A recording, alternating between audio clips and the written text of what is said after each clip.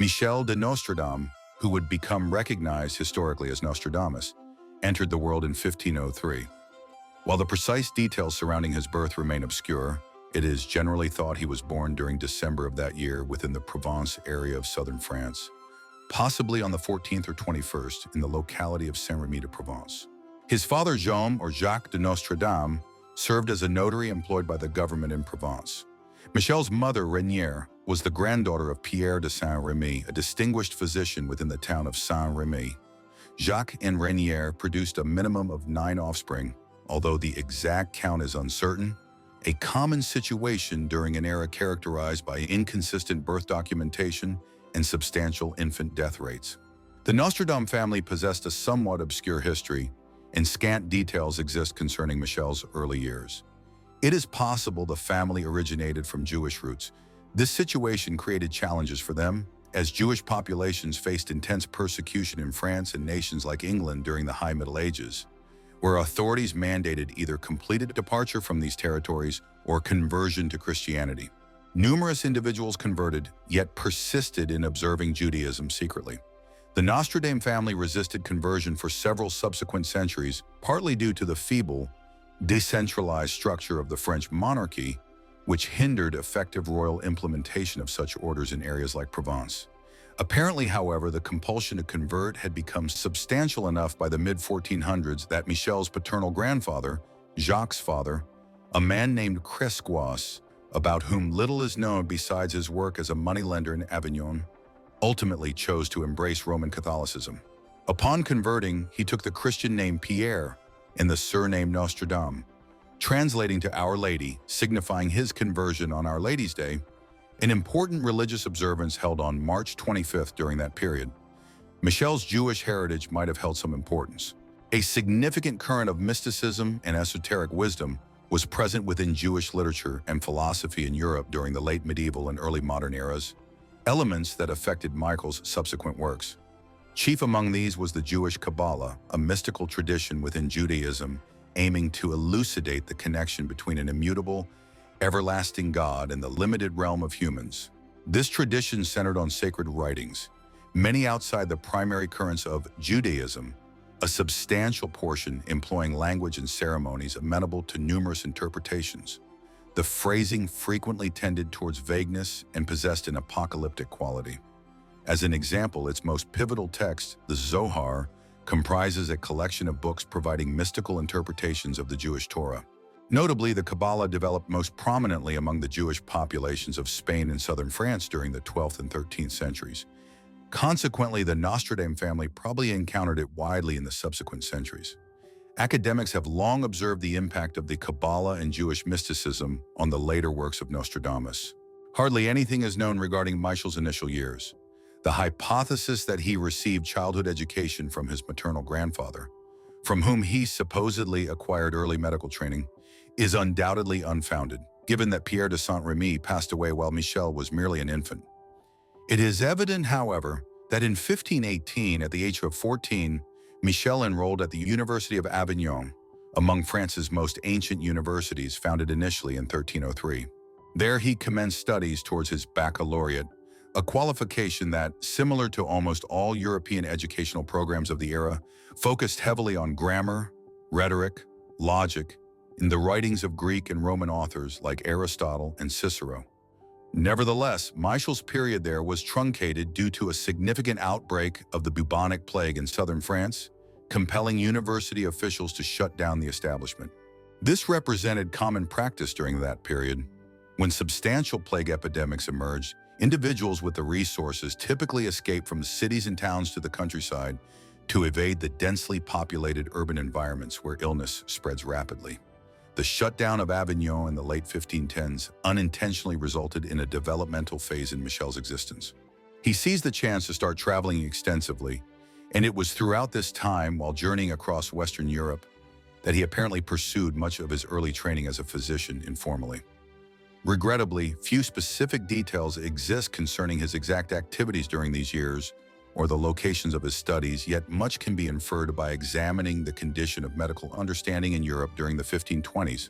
This era preceded the medical revolution of the 17th and 18th centuries, when the initial scientific evaluation of treating illnesses started. Conversely, managing sickness in the 16th century depended overwhelmingly on methods possessing minimal medical effectiveness. Notably, bloodletting, the procedure of removing a substantial volume of blood from an ailing person. Due to the conviction, passed down from Greek and Roman physicians like Galen, that bodily health depended on balancing the humors, such as bile, it was thought that bloodletting could help readjust these bodily humors. Other medical approaches relied on folk cures and restricted types of surgery. A vast range of conditions considered minor now could prove fatal in the 16th century because basic medications like penicillin were unavailable and vaccines would not exist for another 250 years. Consequently, the medical understanding Michel likely gained in the 1520s rested as heavily on folk treatments and simple hope as it did on rigorous science. Specifics about Michel's life emerge more distinctly in the late 1520s. He had apparently set himself up as an apothecary in southern France sometime during the mid-1520s, and in 1529 he resolved to gain further expertise in his profession by enrolling at the University of Montpellier. The University of Montpellier housed one of Europe's most ancient formal medical schools, founded there as early as the 1130s, although the medical school established in Salerno, Italy, in the 11th century preceded it. Nevertheless, Michel's tenure there, much like his stay in Avignon 10 years prior, was brief. In a matter of weeks, Montpellier's college officials discovered he had functioned as an apothecary before his university admission. This constituted an obvious breach of university regulations, forbidding students from prior involvement in a manual trade, during an era when European universities remained the domain of wealthy sons from the nobility and gentry. Consequently, merely weeks following his arrival, Michel faced expulsion from Montpellier. A record of his expulsion order persists and can be located in the University of Montpellier's archives even now. Although he undoubtedly viewed his expulsion from Montpellier as a hindrance, Michel, still only in his mid-20s at the time, appears to have used the rejection as impetus to advance his personal learning and enterprises. Therefore, during the early 1530s, he started specializing as a plague doctor, the type of medical practitioner in early modern times who attended to individuals suffering from the dreadful bubonic plague. While most commonly linked to the devastating Black Death epidemic of the 1340s and 1350s, which claimed the lives of over a third of Europe's population, the plague persisted in affecting various European regions periodically in the subsequent centuries. Hence, the term quarantine originates from the Italian word for 40, representing the number of days vessels had to remain anchored in the harbor ports such as Venice prior to discharging cargo if arriving from an area known to have a plague epidemic. Michel's strategy for combating the plague involved using rose pills of his own creation. He further advised people to obtain ample fresh air and, contrary to most of his peers, did not advocate bloodletting as a means to ward off the sickness. Consequently, although his rose pills lacked efficacy, Michel's guidance concerning sanitation proved beneficial. These sanitation practices must have yielded results because during the early to mid-1530s, his renown as a plague doctor expanded throughout southern France, and communities experiencing disease outbreaks frequently summoned him to visit and provide counsel. Eventually, this secured his financial autonomy. For example, when the plague emerged in Aix-Provence's capital during the late 1530s, Michel traveled there and assisted the city officials in halting its propagation. Subsequently, they compensated him with a lifelong pension for his contributions. Michel had also entered into marriage by this period. In 1531, he accepted an invitation extended by Jules César Scaliger, an Italian physician residing in the town of Agen in southwestern France. Upon arriving there, Michel wedded a local woman, potentially named Henriette d'Ancos. They soon produced 2 sons together. However, the union concluded tragically when Michel's wife and their 2 children succumbed to a plague epidemic in 1534. This personal loss might have driven him to intensify his work on creating methods to halt the deadliness and transmission of the plague. Furthermore, his period in Agen held significance for additional reasons. Scaliger, the one who initially invited him to the town, was a highly respected scholar known across Europe, having participated in published debates with Desiderius Erasmus, the foremost European intellectual of the early 16th century. Consequently, during his time in Agen, Michel had access to Scaliger's comprehensive library. Although certainty is lacking regarding precisely what he read there, and its effect on his later works. Undoubtedly, any printed material he examined during these years could be considered influential on Michel's subsequent written output. In 1538, an incident transpired that would shape the trajectory of much of Michel's remaining life, and lacking which his name might be unknown to us today. A significant portion of this time was spent within France itself, and it seems his offense, regardless of what prompted the heresy charge, was sufficiently minor to permit him to keep working in Provence and other areas. Nevertheless, he also journeyed farther away to Italy. It was in Italy that he formed connections within the printing trade, whose southern European center was situated in Venice. Although he hadn't started publishing at that point, Michel soon would, and this would be attributable to his Italian connections. Meanwhile, during the mid-1540s, he went back to France, where he once more participated in combating a plague epidemic in the city of Marseille. Soon after, he eventually established residence in Salon de Provence, and it was there, in the late 1540s, that he began a second family upon marrying a wealthy widow named Anne Ponsard.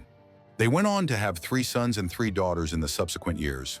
Furthermore, combining his wife's personal finances with the substantial pensions and remunerations he himself had gathered as a plague doctor over time, Michel found himself able to settle into writing as he reached what contemporary society considers middle age, though it was regarded as old age then.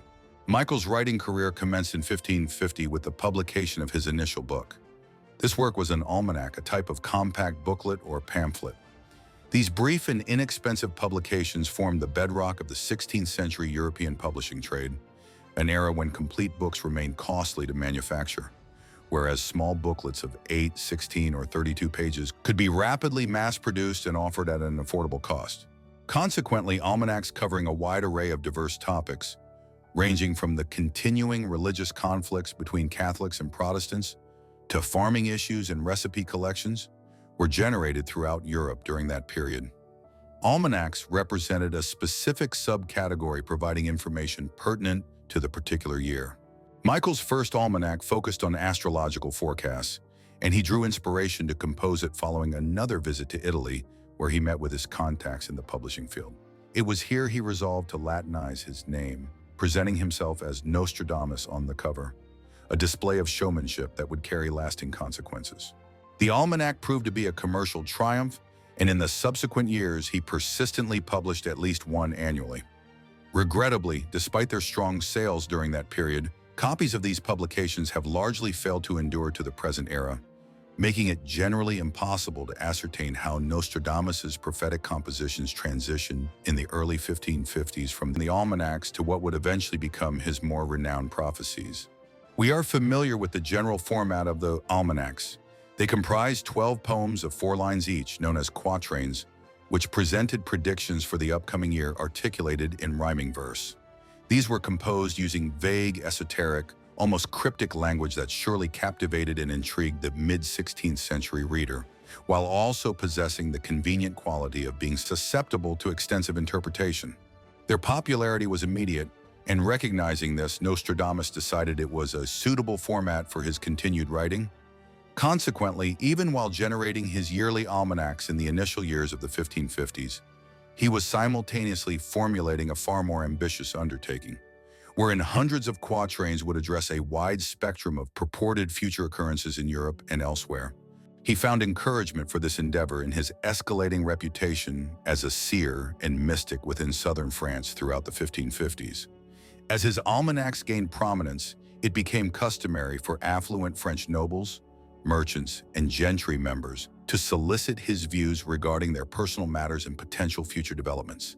Subsequently, in 1555, he ultimately released the initial segment of his major work, originally titled The Centuries, but which he later renamed The Prophecies, publishing the first volume as Les Premières Centuries, ou Prophecies in the city of Lyon that year.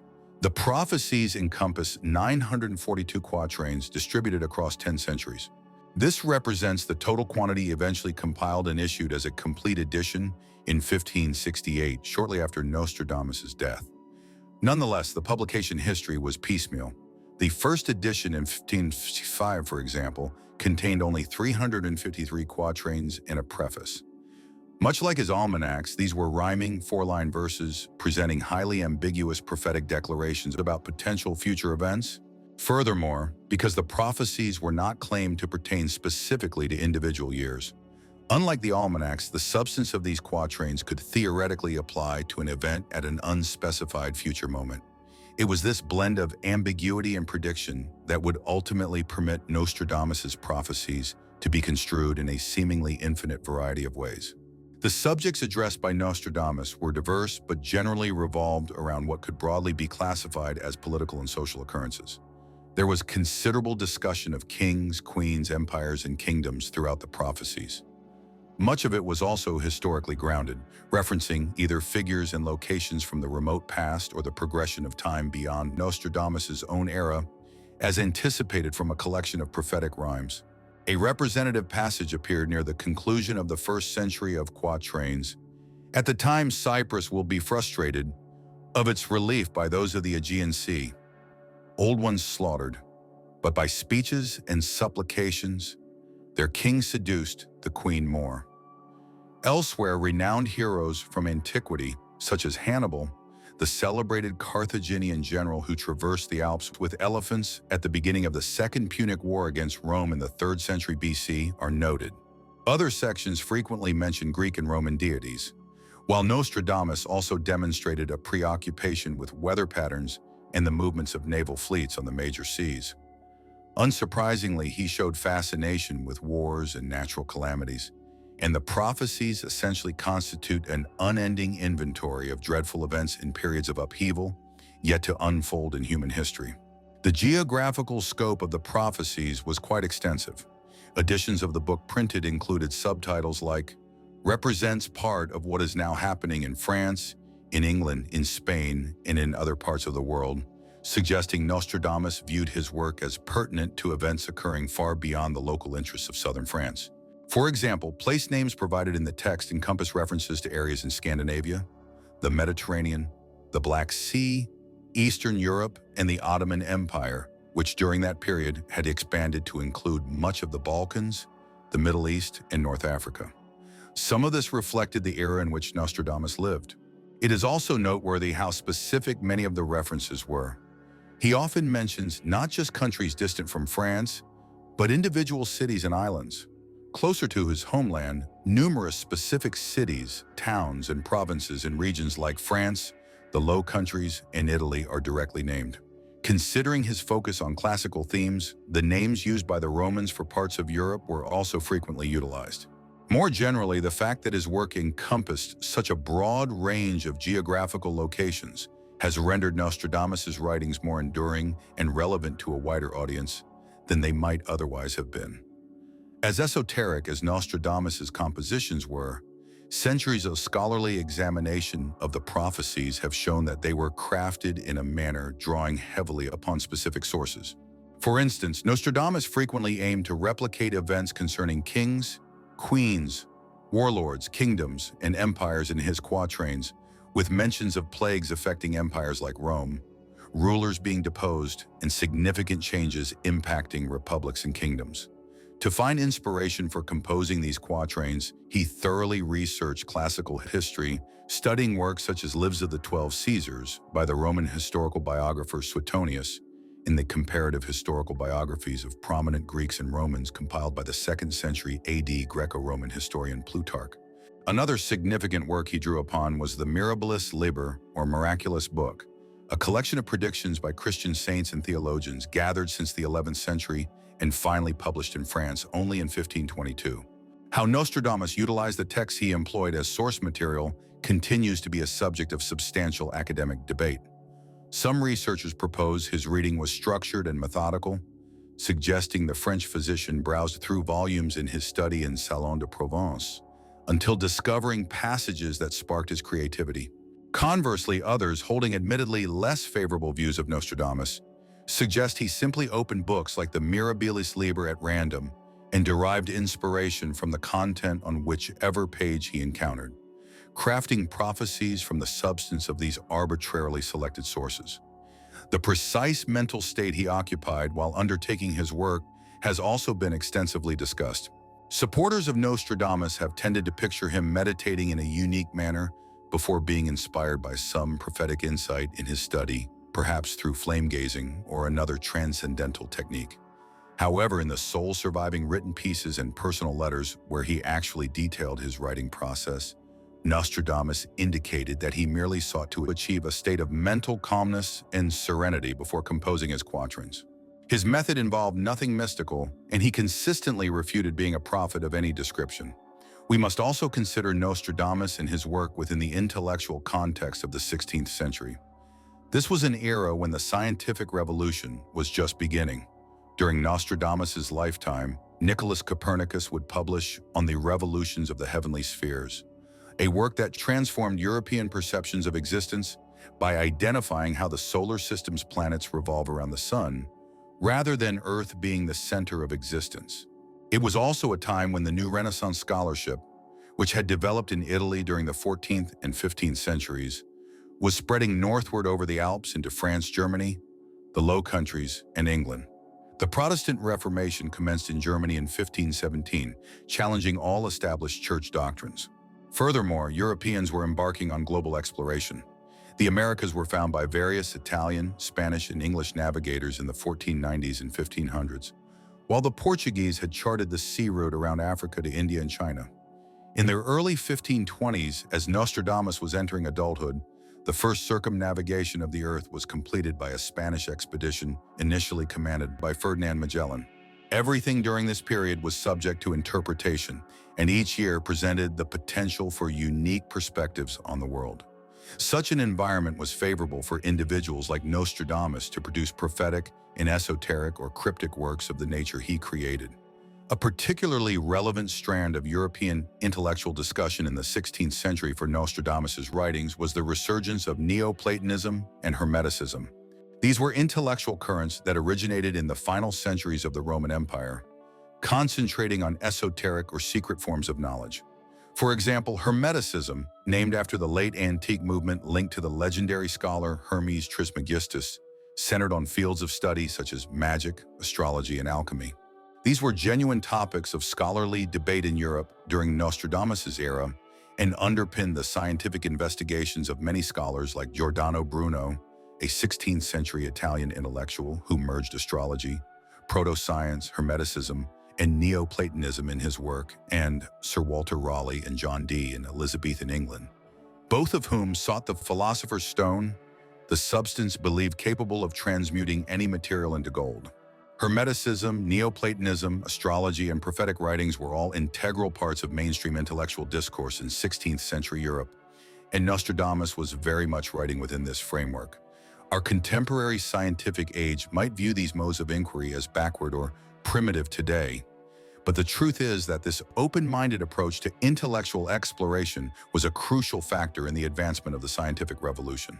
Thus, Nostradamus was writing during a period when individuals like himself, possessing backgrounds in medicine and proto-scientific investigation, frequently integrated astrology, prophecy, and other forms of esoteric knowledge into their compositions. Nostradamus's writings, however, are not primarily recalled today for the intellectual milieu in which they were produced, but for their purported foretelling of significant historical occurrences. One of Nostradamus's more remarkable prophecies believed to have materialized concerns the Great Fire of London. In early September 1666, a minor fire in London expanded until it consumed a vast portion of the city. The number of fatalities was comparatively low, but it obliterated most of the medieval urban area. Following the event, numerous enthusiasts of Nostradamus began referencing a specific quatrain in his prophecies that appeared to predict this disaster. It read, quote, "The blood of the just will commit a fault at London, burnt through lightning of 23's the 6. The ancient lady will fall from her high place. Several of the same sect will be killed." This passage has been interpreted as a direct forecast of the Great Fire, most clearly due to the explicit mentions of a major burning in London, but also because the phrase 23's the 6 could be construed as summing to 66. However, no lightning was associated with the Great Fire.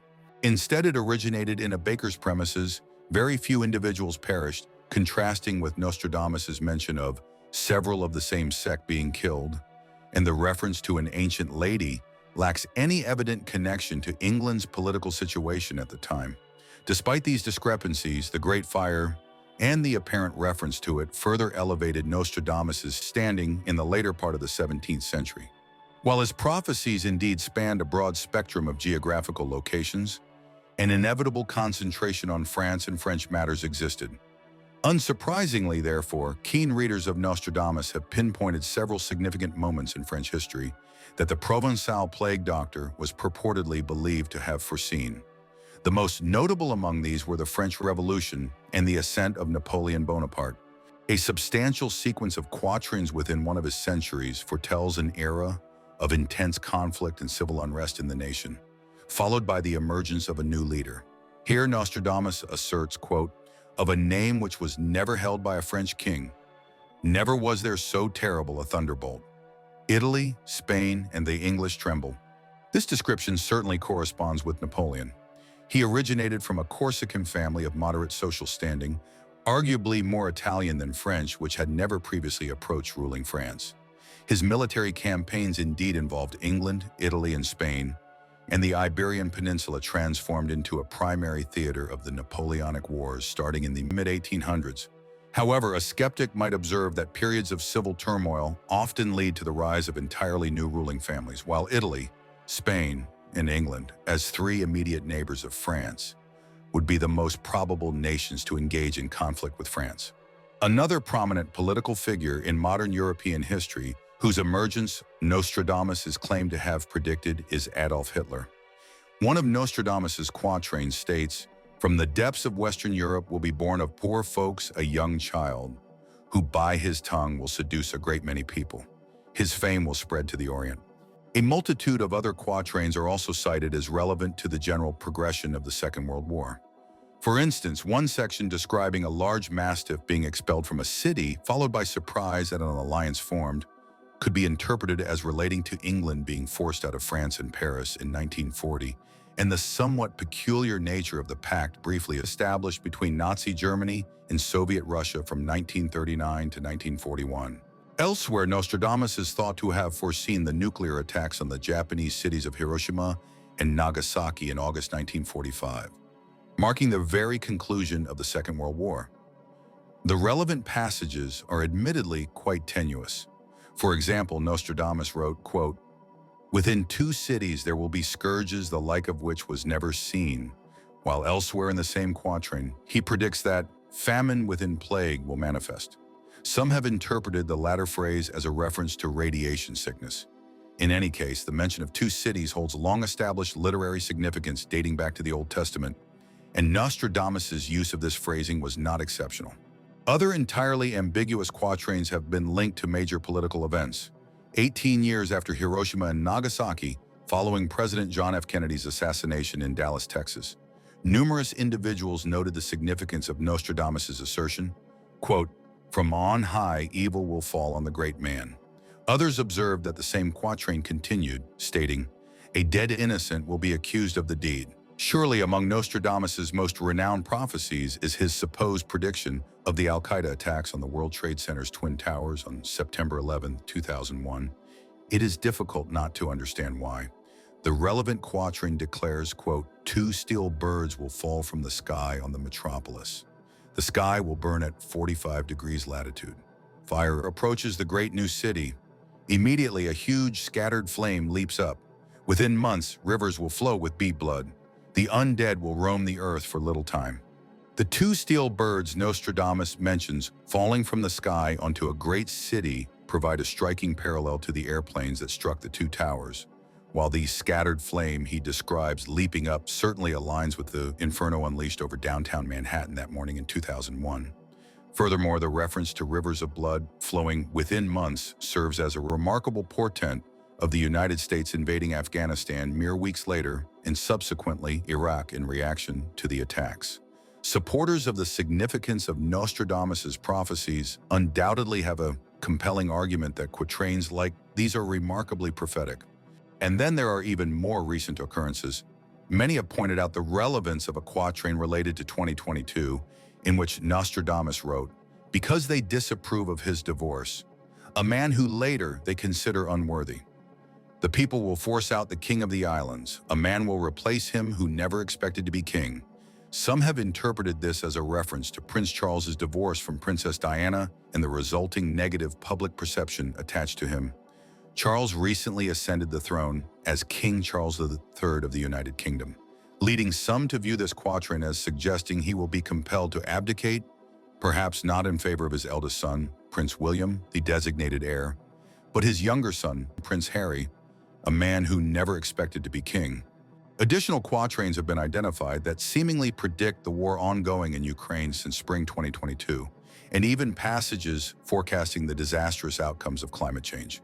Concerning the latter, the quatrains mentioning the sun becoming so hot that the Black Sea will boil are particularly noteworthy, with Nostradamus consequently predicting that inhabitants of the Mediterranean and adjacent regions would face starvation due to the shifting weather patterns.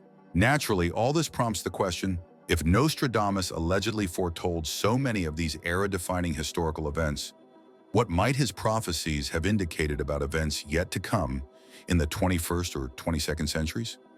The outlook is varied. NASA and Elon Musk might be let down to discover that Nostradamus cast doubt on the notion of successfully colonizing Mars, stating, quote, "The light of Mars will go out." Somewhat disconcertingly, he also appeared to predict a major war commencing in 2023, though lasting only 7 months. But perhaps the most unsettling quatrain of all foresees a breakdown in the global food supply and the arrival of a real-life scenario resembling The Walking Dead. In what must surely be one of his most disturbing quatrains, Nostradamus reveals, quote, "So high will the bushel of wheat rise that man will be eating his fellow man." Thus, Nostradamus's forecasts of future happenings are not suitable for the easily alarmed and should likely be avoided by anyone with a pronounced tendency toward panic buying.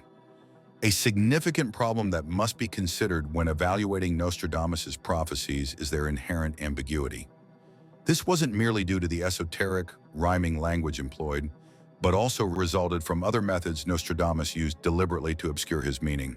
The Frenchman composed his works during a period when accusations of being a prophet or dabbling in dark magic could result in heresy charges, an experience Nostradamus had already encountered in the 1530s and did not wish to undergo again. Accordingly, when composing the prophecies, he utilized a combination of different languages, including French, Provençal, Italian, Latin, and Greek, as a deliberate tactic to disguise his intended meaning in certain sections and mitigate any suspicions of him being an agent of malevolent forces. Moreover, some particular place names and other terms he used can be construed in a completely unrelated manner. This is exemplified by his reference to Rousseau in one instance, which analysts have interpreted as the 18th century Swiss philosopher, yet Rousseau was not an unusual name in the Provence region during the 16th century. More significantly, many analysts have asserted that Nostradamus's mention of Heister in Germany in one of his quatrains predicted the rise of Adolf Hitler. This interpretation persists until one considers that Heister was simply a designation for the lower stretch of the river Danube in the 16th century. Therefore, beyond the extreme vagueness of Nostradamus's prophecies, there exist numerous issues with how modern readers interpret them without awareness of the 16th century context of their creation, or indeed the many classical and literary references contained within them. One final observation concerning the overall structure and content of the prophecies, and indeed their ambiguity, is the scarcity of specific dates. One might expect that a collection aiming to provide prophecies of future events would need to include numerous dates. However, in reality, for the time frame between 1588 and the year 3797, Nostradamus only mentions 9 specific dates. He himself explained this away by attributing it to the book's cyclical concept of time, where events from the past, when Egyptians, Greeks, and Romans ruled the Mediterranean, through his own era and into future centuries, all possessed a kind of timeless quality characterized by repeating cycles of wars, natural disasters, and political shifts. Yet despite his statements about what he termed transmutations of time, Nostradamus was essentially layering additional vagueness and uncertainty onto his text by generally declining to include details that could link his prophetic events to a specific year or date in the future.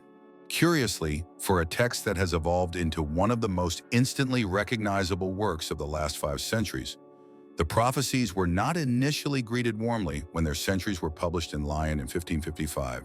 The esoteric nature of Nostradamus's writings and the ominous predictions contained within led many to suspect him of being involved in dark magic or occultism. Michel might have been sufficiently concerned by the suspicions arising at that time that it prompted him to burn several of the more controversial texts he possessed in his study and salon. However, notwithstanding the lukewarm initial reception, his publishers consented to continue releasing additional centuries of quatrains in the subsequent years. And as sales improved, further editions were printed in Paris. The work, which Nostradamus intended to comprise 10 full centuries, totaling 1,000 quatrains, was never completed in its entirety. Nostradamus's death before finishing the work in the mid-1560s ensured this outcome. But it was very near completion, and thus in 1568, the first complete volume of 942 quatrains was published. It has been suggested that a small number of previously unpublished quatrains added to this full 1568 edition might have been penned by another author, but in any event, the vast majority were undeniably the work of Nostradamus and form the foundation of his prophecies as they have been read, studied, and commented upon ever since. The almanacs and the prophecies were not Nostradamus's sole written contributions in his later years. Among his other compositions is a text he wrote at some point in the 1550s concerning Egyptian hieroglyphs. Entitled The Oros Apollo, the text features 182 verse epigrams and addresses the nature of Egyptian hieroglyphics, the system of symbols and pictograms utilized as a written language in pharaonic Egypt between the 3rd and 1st millennia BC. Nostradamus's work was almost entirely derived from the Hieroglyphica, written by Horapolon of Mantheus, a Greek scholar who resided in Egypt during the 5th century AD, a period when the Eastern Roman Empire still maintained dominance there, and Alexandria, Egypt's northern capital at the time, remained one of the world's great centers of learning, though experiencing decline. Nostradamus presumably relied on a translation of Horapolon's work from Greek into Latin, which had been finished some years prior by a French scholar named Jean Mercier. Nostradamus did insert some of his own brief commentaries throughout the text. What is peculiar about these is that to the world of 16th century France, ancient Egyptian hieroglyphics represented a complete enigma. They would not be successfully deciphered until the 19th century following the discovery of the Rosetta Stone by Napoleon's forces in Egypt in the late 1790s. It is intriguing, however, that the French astrologer and seer, whose writings were so deeply engaged with esoteric knowledge, demonstrated an interest in a secret, indecipherable language from the ancient past. Nor was this his only other work. In keeping with his extensive experience as an apothecary, physician, and plague doctor, Nostradamus also composed several works during the 1550s on medical subjects. The principal such text was a work concerning cosmetics and medicines published in 1555.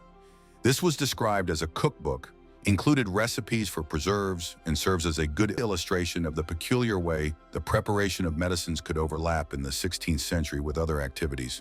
Around the same period, he was also engaged in creating a paraphrased translation of the Protreptic, a medical treatise authored by the ancient Roman physician Galen more than 1,000 years earlier. Consequently, what should be evident from this overview is that while Nostradamus is almost exclusively recalled for his prophecies today, he was actively producing a diverse range of written texts and translations covering many different subjects during the 1550s. All this scholarly activity and published material soon elevated Nostradamus's renown in France far beyond the recognition he had previously attained as a successful plague doctor back in the 1530s and 40s. Eventually, Nostradamus's circle of admirers extended all the way to the royal court in Paris. Earlier in 1533, the heir apparent, Prince Henry, had wed Catherine de' Medici, a descendant of the influential Florentine banking and political dynasty. One of the quatrains in his almanac for that specific year alluded to a potential danger to the royal family, and she desired further information. Although initially apprehensive about his safety, he was greeted cordially by the queen. Following this encounter, she maintained regular correspondence with him, soliciting guidance regarding future occurrences. Then, after her husband's demise in a tragic jousting mishap in 1559, she effectively assumed the role of regent for her sons, who were still too young to govern independently. Catherine's conviction in the Provence seer's prophetic capabilities had solidified by that juncture.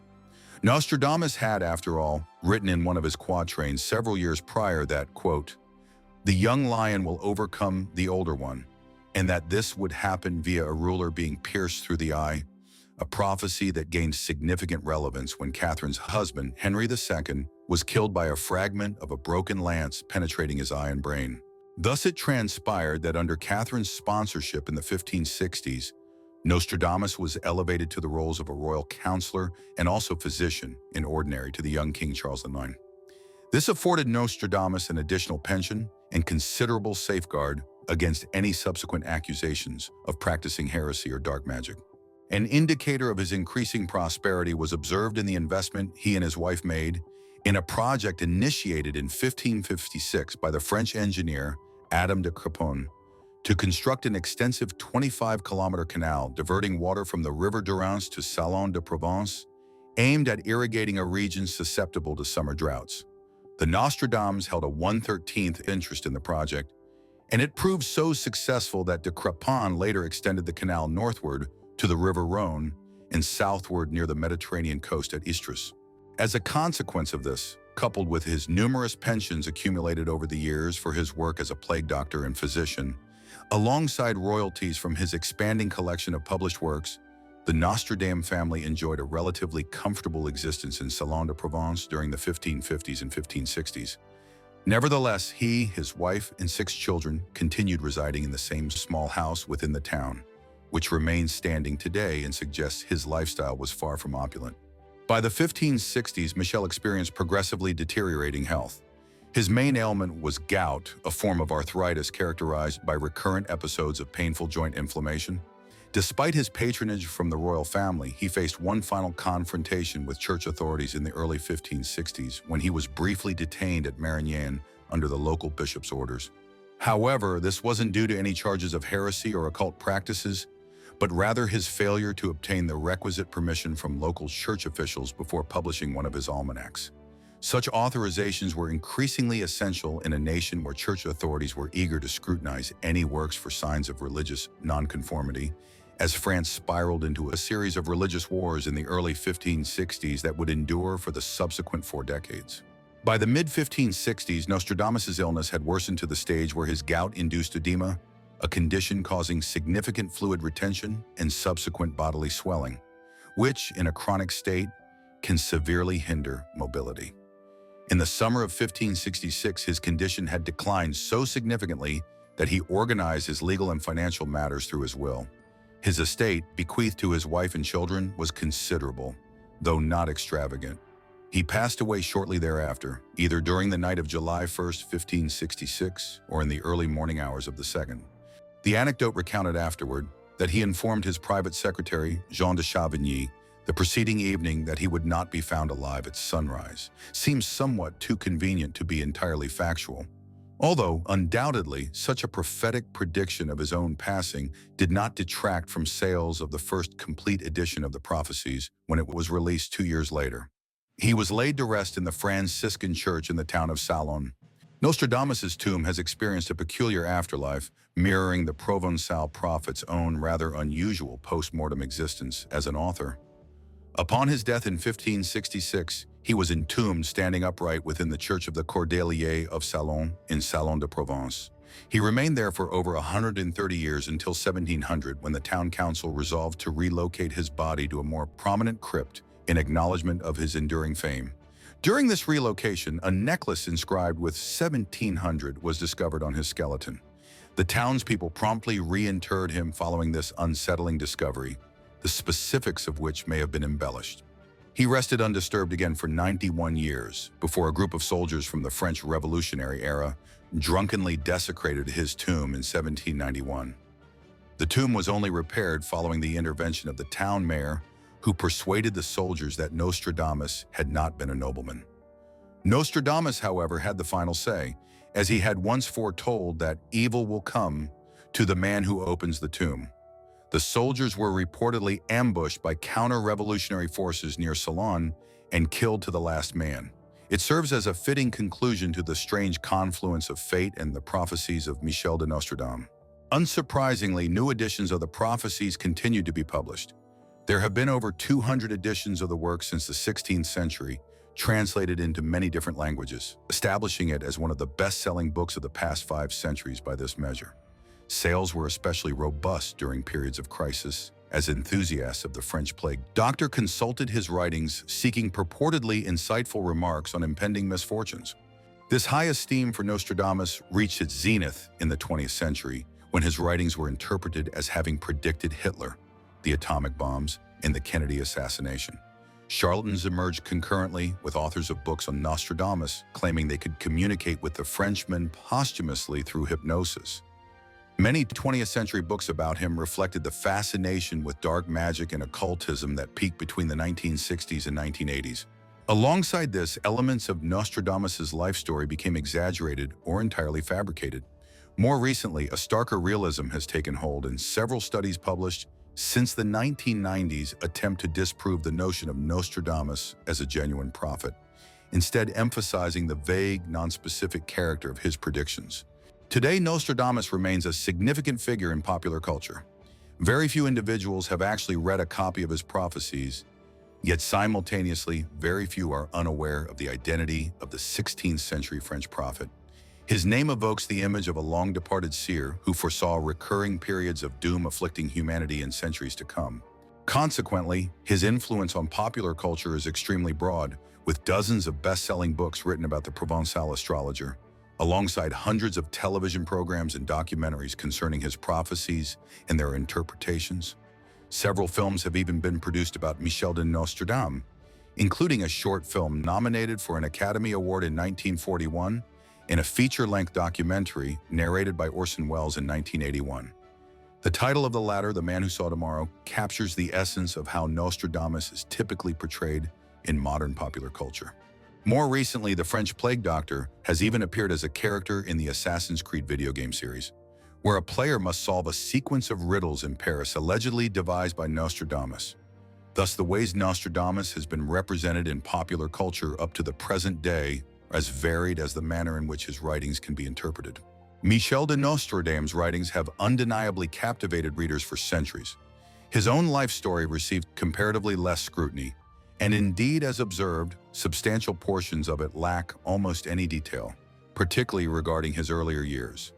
What is perhaps most remarkable about the known facts is that he possessed no special background whatsoever in astrology or any form of dark arts that would have facilitated his compositions. Instead, his principal occupation throughout his working life was that of a physician and plague doctor. He gained considerable renown for his efforts in southern France, but in truth, his proficiency in this area stemmed more from his common-sense approach to sanitation than from any supposed effectiveness imparted by his rose pills. However, what was perhaps more significant about his work as a plague doctor was that it provided him sufficient financial success in the 1530s and 40s to enable him to dedicate himself largely to writing during the 1550s and 60s. Secondly, it led him to travel widely and engage with scholars who expanded his literary horizons. But thirdly, and potentially more crucially, this life as a plague doctor, witnessing death and devastation constantly, must have infused Nostradamus with a profound sense of foreboding and dread, or at minimum, a preoccupation with mortality and destruction. This preoccupation is arguably the most defining feature of the prophecies.